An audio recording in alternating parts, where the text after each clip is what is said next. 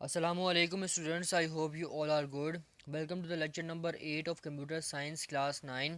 आज हम पढ़ेंगे एल्गोरिथम के बारे में और एल्गोरिथम से रिलेटेड हम लोग एग्जांपल्स करेंगे। तो सबसे पहले एल्गोरिथम होता क्या है। एल्गोरिथम जो है वो फाइनाइट सेट होता है, या हम सिंपल सा कह देते हैं कि एल्गोरिथम के अंदर जो है वो हम लोग स्टेप्स बनाते हैं और इन स्टेप्स को फिर फॉलो करते हुए हम लोग अपने सॉल्यूशन की तरफ पहुंच जाते हैं। एल्गोरिथम जो है वो हमारी नेचुरल लैंग्वेज में लिखा जा सकता है। अब नेचुरल लैंग्वेज से मतलब ये है कि हम इसको उर्दू में भी लिख सकते हैं, हम जो है वो इसको इंग्लिश में भी लिख सकते हैं, या जो आपको लैंग्वेज इस वक्त आप लोग कॉमनली यूज़ कर रहे हैं। आप कोई स्टेप जो है वो बेसिकली आपने बनाने हैं, तो आप जो लैंग्वेज आपकी है वो आप लोग उसमें स्टेप्स बना सकते हैं। क्योंकि हम लोग कंप्यूटर साइंस इंग्लिश मीडियम में पढ़ रहे हैं, तो ज़ाहिर सी बात है कि जो एल्गोरिथम हमने बनाया है वो सारा फिर इंग्लिश लैंग्वेज में बनाया है। अब एक एग्जांपल देख लेते हैं हम लोग एल्गोरिथम की। ये एल्गोरिथम हमने फ़्लो चार्ट में भी डिस्कस किया हुआ है। तो ज़रा इसकी एग्जांपल हम लोग देखें। तो चाय बनाने के लिए जो हमारे पास एल्गोरिथम है, ठीक है, तो अगर आप नॉर्मली जो है वो इसको एक लॉजिकल ऑर्डर में एक्सप्लेन करें चाय बनाने के प्रोसेस को, तो आप इस तरीके से करेंगे कि भाई मैंने प्रोसीजर स्टार्ट किया। तो मैंने जो है पहले पतीली ली, पतीली लेने के बाद जो है उसमें पानी थोड़ा सा ऐड कर दिया, देन उसको चूल्हे पे रख दिया, थोड़ा सा बॉयल होने दिया। बॉयल होने के बाद जो है वो शुगर, मिल्क, और फिर जो है वो उसको उसमें ऐड कर दिया। चाय के टी लीव्स जो है वो मैंने उसके अंदर ऐड कर दी। थोड़ा सा बॉयल होने के बाद जो पक गई, तो फिर मैंने चूल्हा बंद कर दिया और चाय की डिस्ट्रीब्यूशन कप में डालने के बाद कर दी। तो अगर इसको ही जो है वो हम लोग देखें, इसी की एग्जांपल को जो बुक में उन्होंने दी हुई है हमें, तो सबसे पहले हमारा क्या है स्टेप कि हमने प्रोसीजर यहाँ पे स्टार्ट किया। सेकंड केटल ली, ठीक है, उसमें पानी ऐड किया, ठीक है, उसके बाद उस केटल को हमने चूल्हे पर रख दिया, ठीक है, इसमें हमने शुगर और मिल्क जो है वो ऐड कर दिया। थोड़ा सा इसको बॉयल होने दिया, ठीक है। बॉयल होने के बाद इसमें से जो केटल है, केटल को जो है वो हमने रिमूव कर दिया चूल्हे से, और फिर जो डिस्ट्रीब्यूशन है चाय की वो हमने कर दी, और प्रोसीजर हमारा एंड हो गया। तो अब इसमें देख लें, एक एल्गोरिथम बनाते वक्त जिस तरीके से फ़्लो चार्ट बनाते वक्त मैंने आपसे एक बात कही थी कि आपकी जो रिक्वायरमेंट्स हैं या जो आपके स्टेप्स हैं इनको एक लॉजिकल ऑर्डर में होना चाहिए, ठीक है। तो आप ये देखें कि जितने मेरे स्टेप्स हैं एल्गोरिथम के, हालांकि एक सिंपल चाय बनाने का ही प्रोसेस है, हम लोग बनाते रहते हैं, ठीक है, लेकिन ये है कि हमने इनके जो स्टेप्स हैं इनको एक प्रॉपर लॉजिकल ऑर्डर में लिखा हुआ है कि फ़र्स्ट टास्क क्या होगा, सेकंड टास्क क्या होगा, थर्ड टास्क क्या होगा।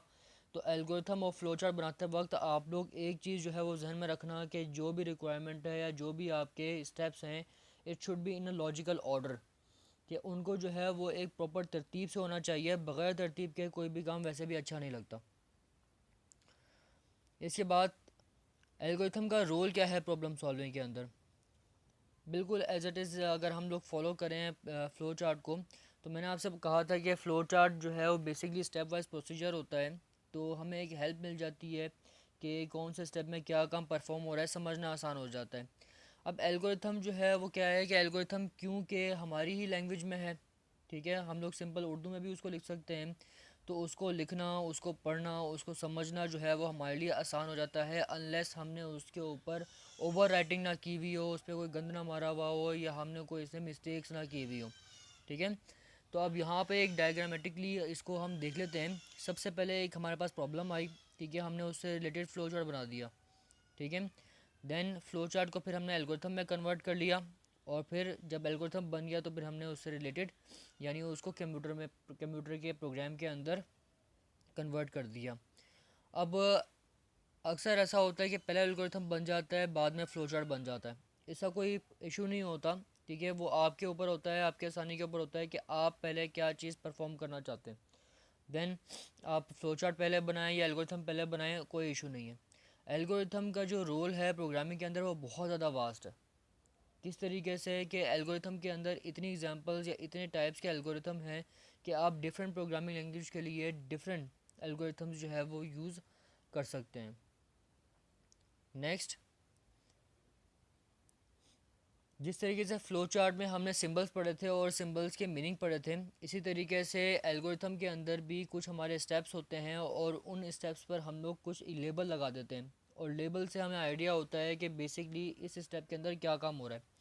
जैसे कि फ़र्स्ट है हमारा स्टार्ट का लेबल, तो स्टार्ट में क्या है, ज़ाहिर सी बात है नाम से हमें क्लियर हो रहा है कि बेसिकली यहाँ पे आपका जब प्रोसीजर स्टार्ट करेंगे हम लोग तो फर्स्ट स्टेप आपका ये होगा, ठीक है। सेकंड हमारा इनपुट। तो इनपुट में ज़ाहिर सी बात है मैं वो चीज़ लूँगा कि जिसके ऊपर मुझे प्रोसेसिंग करनी होगी। अब ये आपकी मेमोरी में भी स्टोर हो सकता है, कोई सी आप स्पेसिफिकली नेम से इसको रिप्रेजेंट कर सकते हैं, लाइक के एक्स से मैंने रिप्रेजेंट कर दिया, अब एक्स इक्वल्स टू 1 हो गया, ठीक है। या ए से रिप्रेजेंट कर दिया, ए इक्वल्स टू 2 हो गया, ठीक है। तो डिफरेंट जो है वो हम लोग रिप्रेजेंटेशन कर सकते हैं वेरिएबल की यहाँ से इनपुट के through. Second, set. Set basically processing के लिए होता है, किसी वैल्यू को इक्वल रखने के लिए। वो एग्जांपल लेते हैं कि सेट ए इक्वल्स टू 2। अब यहाँ पे क्या किया है मैंने कि सेट कीवर्ड यूज़ करते हुए मैंने बताया है कि बेसिकली ए की वैल्यू आपने क्या रखनी है, 2 रखनी है, ठीक है।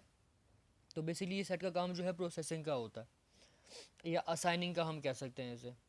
इसके बाद इफ़ एल्स का काम जो है वो कंपैरिजन का होता है। अगर इसको मैं एक एग्जांपल के थ्रू समझाऊं तो ज़्यादा अच्छा आपको क्लियर हो जाएगा कि सपोज़ करें कि ए की वैल्यू 5 है एंड बी इक्वल्स टू 7। तो जब हम इसको कंपेयर करेंगे तो ए लेस देन 5, तो हम देखते हैं कि इसमें क्या किया हुआ है हमने, कि चेक किया हुआ है कि क्या ए की वैल्यू 5 से लेस है, ठीक है। तो बेसिकली मैंने यहाँ पे एक कंडीशन अप्लाई की हुई है और यहाँ पे क्या लिखा हुआ है कि अगर सेट सी टू 10, अगर जो है ये ए की वैल्यू जो है वो 5 से लेस है तो सी को जो है वो आप क्या कर दो, 10 के इक्वल सेट कर दो, ठीक है। वरना एल्स, एल्स का मतलब अगर छोटी ना हो, ठीक है। अभी तो यहाँ पे ये हुआ ना कि सी ए की वैल्यू 5 से लेस है तो फिर सी की वैल्यू 10 के इक्वल कर दो, और एल्स का मतलब कि अगर ना हुई यानी फॉल्स कंडीशन में तो सी की वैल्यू क्या कर सेट करनी है, 20 सेट कर देनी है। इसके बाद हमारे पास जो है नेक्स्ट लेवल गोटू का। अब ये गोटू का काम जो है वो जंपिंग का होता है। इसकी एग्जांपल अगर मैं आपको एक गेमिंग प्लेटफॉर्म से समझाऊं तो ज़्यादा इजली समझ में आ जाएगी कि देखिए मिसाल के तौर पर गेम खेलते खेलते आप लोगों को कोई काम याद आ जाता है, ठीक है। तो क्या होता है कि आप लोग गेम को पोज कर देते हैं। तो गोटू का काम जो है वो एक सब रूटीन, अब सब रूटीन से बेहतर ये है कि मैं आपको दूसरे तरीके से समझाऊं कि गोटू का काम जो है बेसिकली किसी एक ख़ास पॉइंट पे जंप करना होता है किसी एक ख़ास कंडीशन के बेस पे ऊपर। तो जब मैंने पोज किया तो एक अलग चीज़ आ जाती है यानी मेरा गेम रुक जाता है, ठीक है। प्रोसेस मेरा रुक गया। देन मैं अपना काम करके आया, मैंने दोबारा जो है पोज का ऑप्शन जो है वो क्लिक किया तो ताकि मैं दोबारा अपना गेम कंटिन्यू करूं। तो देन अगेन जो है वो पोज से जो है वो जंप हो गया मेरे गेम के ऊपर। तो गोटू का काम जो है वो कंट्रोल बेसिकली एक क्या काम है इसका कि एक जंपिंग का काम है, और दूसरा ये है कि हम इसको एक लूपिंग के लिए भी इस्तेमाल कर सकते हैं यानी चीज़ों को दोहराने के लिए भी इस्तेमाल कर सकते हैं, ठीक है। तो अभी हम इसी एग्जांपल देख लेंगे आगे तो ज़्यादा बेहतर हमें क्लियर हो जाएगा। नेक्स्ट हमारा आउटपुट। तो आउटपुट के बारे में तो हम जानते ही हैं, फ्लो चार्ट में हमने काफ़ी जो है वो डिटेल से पढ़ा हुआ है इनपुट आउटपुट और प्रोसेसिंग का काम। तो आउटपुट में हम लोग क्या करते हैं, आउटपुट के अंदर हम लोग वैल्यूज़ को डिस्प्ले करते हैं, जो रिज़ल्ट आता है उसको डिस्प्ले कर देते हैं। स्टॉप। स्टॉप जो है वो क्या है कि जब आपका एल्गोरिथम ख़त्म हो जाता है तो फिर ये लेबल हम लोग इस्तेमाल करते हैं, तो इससे जो हमारा एल्गोरिथम है उसका प्रोसेस हमें पता लग जाता है कि यहाँ पे ये एल्गोरिथम जो है वो ख़त्म हो चुका है।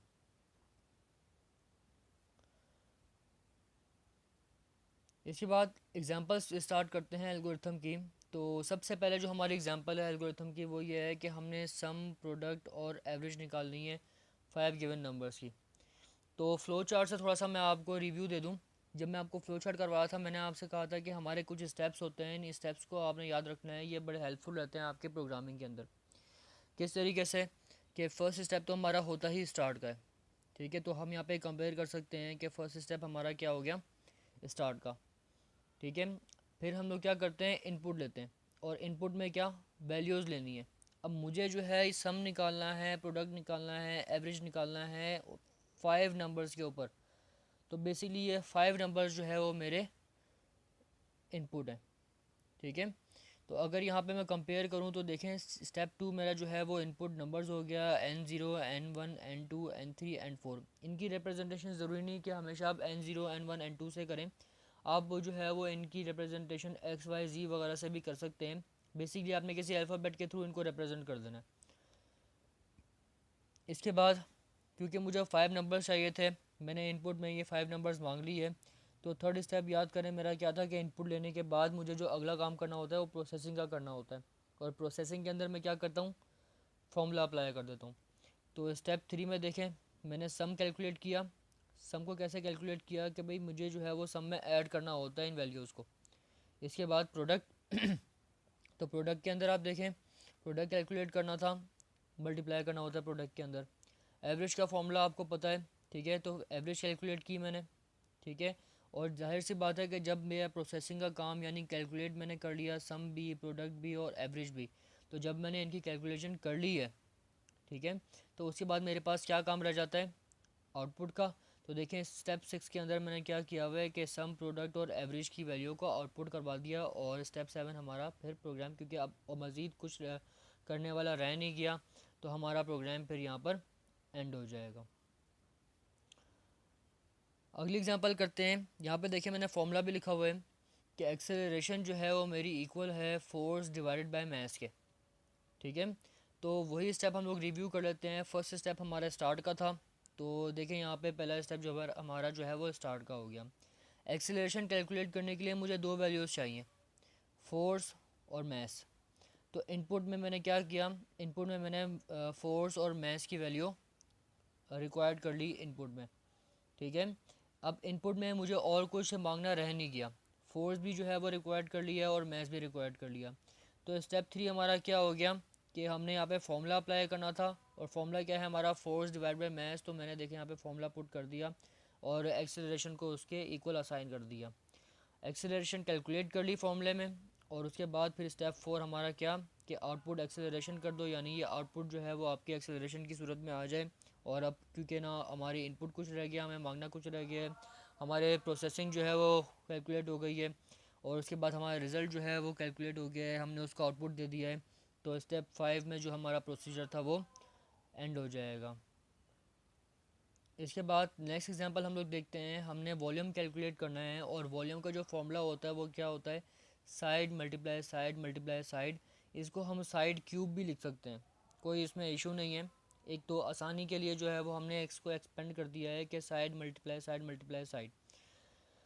तो अब फर्स्ट स्टेप हमारा कि हमने यहाँ पे क्या किया, एल्गोरिथम का प्रोसीजर स्टार्ट किया, ठीक है। इसके बाद स्टेप 2 में क्या किया, हमें जो है वो साइड चाहिए, ठीक है। अब ये एक ही वैल्यू है, बेसिकली आपस में मल्टीप्लाई हो रही है 3 टाइम्स, तो मुझे जो है वो खाली एक मरतबा मैं लिख दूंगा साइड कि मुझे एक वैल्यू यहाँ पे दे दें। तो मैंने इनपुट में जो है वो साइड को मेंशन कर दिया, ठीक है।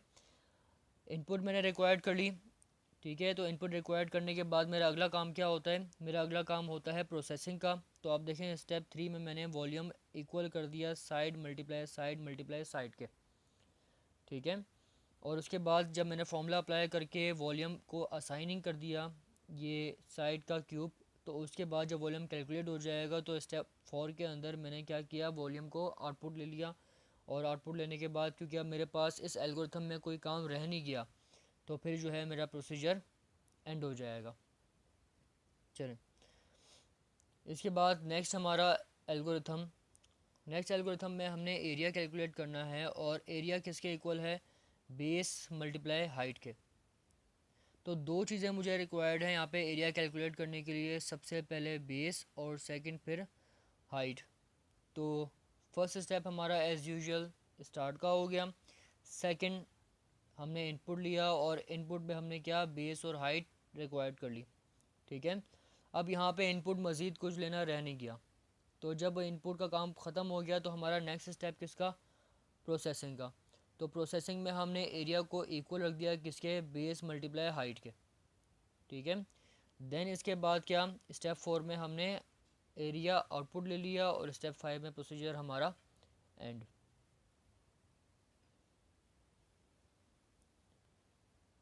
इसके बाद नेक्स्ट हमारी स्लाइड और आज का जो है वो लास्ट एग्जांपल है। तो हमने क्या करना है कि 3 नंबर्स हैं हमारे पास, और उनमें से जो लार्जर है हमने उसको प्रिंट करवा देना है।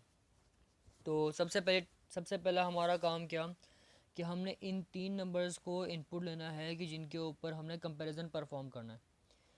तो इनकी रिप्रेजेंटेशन कर दी हमने N0, N1 और N2 से। तो सबसे पहले हमने क्या किया कि एक लार्ज नाम का वेरिएबल बना दिया कि जिसको हमने कंपेयर करना है इन वैल्यूज़ के साथ, और इसको मैंने इक्वल कर दिया n0 के।